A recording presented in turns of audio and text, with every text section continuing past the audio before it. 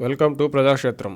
ఆంధ్రప్రదేశ్లో ఎవరైనా వైసీపీకి వ్యతిరేకంగా ఉన్నట్టు అనిపిస్తే ఏమాత్రం ఆలస్యం చేయకుండా, కనీస ఆలోచన లేకుండా వారికి విపరీత ప్రచారం, మద్దతు టీడీపీ వారి అనుకూల మీడియా ఇవ్వడం చూస్తూనే ఉన్నాం.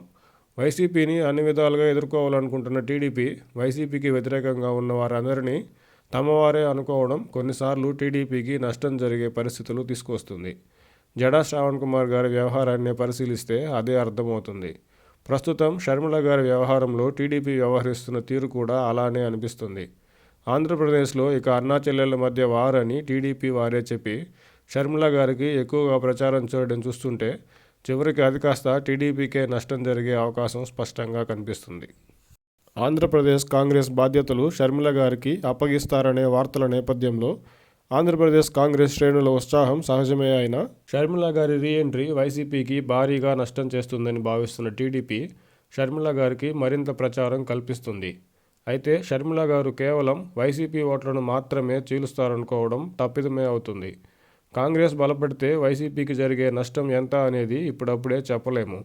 వైఎస్ రాజశేఖర రెడ్డి గారి రాజకీయ వారసుడిగా కాంగ్రెస్ మద్దతుదారులు, ప్రజలు ఇప్పటికే జగన్మోహన్ రెడ్డి గారిని బలపరిచి ఓసారి అధికారంలోకి తెచ్చారు.